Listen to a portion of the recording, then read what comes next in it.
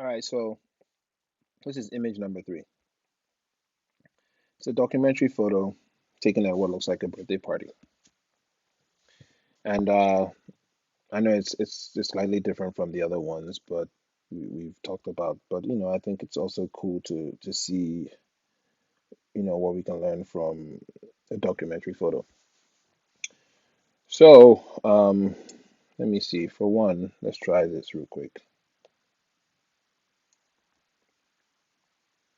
Okay, I switched this to black and white because for things that are emotional, I believe colors can be a distraction unless the color was kind of like part of the reason behind the photograph. Like if you're telling a color story of there's a reason, like the color is intentional, but we know this is the party and people are just dressed up wearing nice clothes. So the color is not necessarily part of why the photograph was made, but it was just something that was there because this is a documentary photo. So I tend to like to approach documentary photos or look at documentary photos in black and white because then it takes away all the distraction of color and we can focus on the soul of the image, the moment.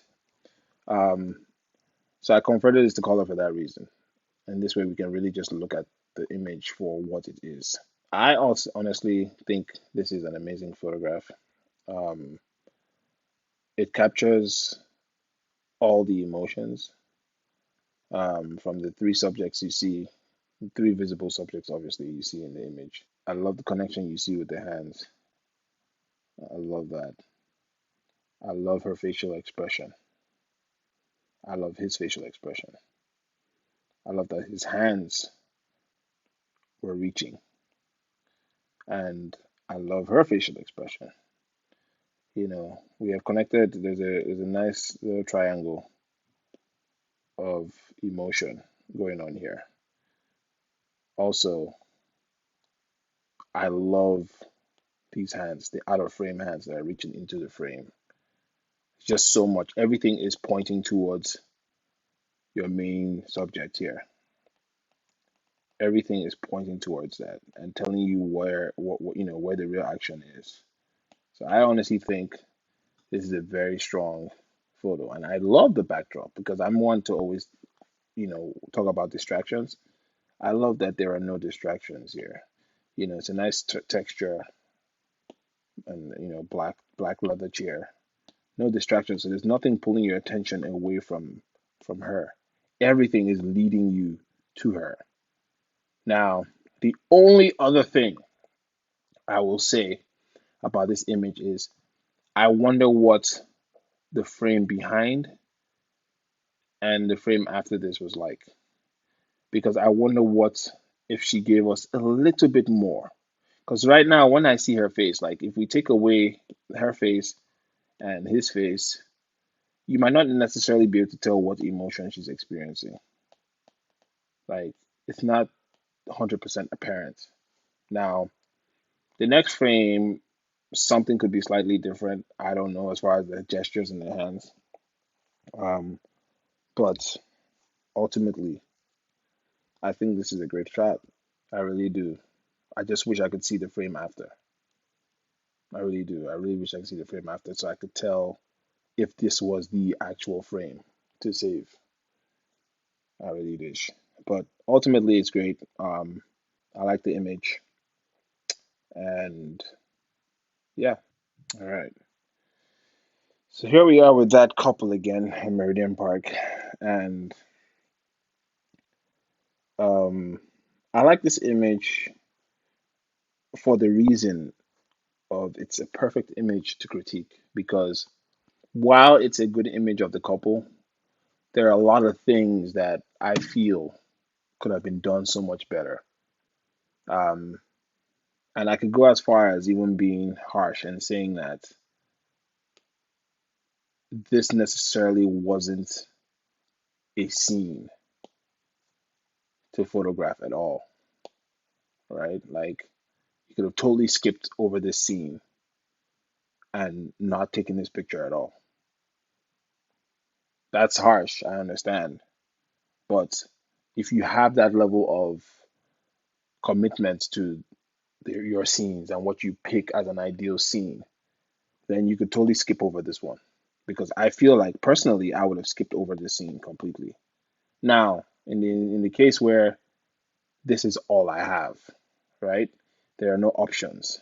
This is all I can do.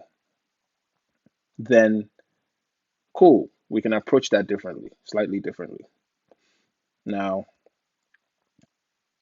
when I look at this scene, I feel like nothing up here is flattering. Okay. So none of this here is worth anything. The shrubbery in the background is distracting. It doesn't look really nice. It looks like spider webs and stuff. It might not be, but it looks that way. This here is okay, but nothing up here is flattering. Nothing. So basically, we can totally just scrap the entire top of this image, right?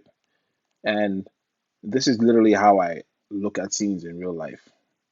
I have basically said nothing up here is worth anything. Okay. Now you have this here. Let me use a different color. So you have this stuff here. This here is good. We like this. This here, that's good. We like that. That works. Okay. Then we don't mind the little structure here, little balcony that's they've created. Seems pretty symmetrical too, you know. So I'm like, okay, nothing up top works, but the things down work. The floor back here works. It's clean, and it's even have like it has like some, it has some different colors to it, and they seem to be leading, leading lines, right? So now, what I would have done, right?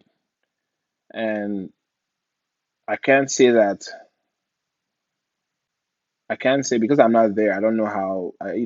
While I've shot in this location, I can't 100% speak to where you can stand and where you can do what on the other. Now, if you have a drone, you can even do this. Drone will even make it so much easier. But the shot I see here is the groom and the bride sitting here on this, right? Legs dangling over the balcony. She's sitting right there, um, and he's sitting right here next to her. And one elevates the camera high up to shoot downwards.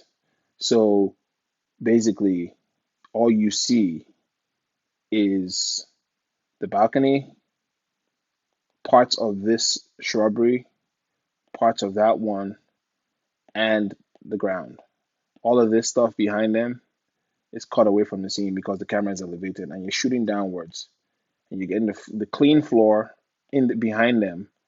The clean floor will not be behind them, and this stuff will be on the side, and you're shooting downwards. And I feel like that would have produced a better image than this one currently. Um, that's how I'd approach it because I could tell you how to fine tune this image to make it slightly better. But the truth of the matter is, I wouldn't have taken this image given what I see in the backdrop and how much that distraction, doesn't work with my style of photography. How I would approach a shot like that, I just wouldn't have taken this scene, you know. Or someone else could have said maybe you shoot with a really, really, really, really long lens where you could blur out the background completely and it'll be fine. And yeah, maybe you could do that. The longest lens I have is an 85, and I don't necessarily use it in my portrait sessions for compression reasons. I tend to compose with more intent versus using a 1.4 lens to hide things that I don't want in the scene. I just recompose differently. So I don't have those things in the scene. So those are pretty much the options. I personally would have approached it my way. Maybe with a drone, maybe with a camera on a monopod. I don't know. Something. Stand on the balcony on the other side if there is one and shoot, downwards, something like that. But that's generally how I tend to approach it. So that's how I would have approached it. Let me see if Let me see for a crop here. If there's a crop I could use to save this.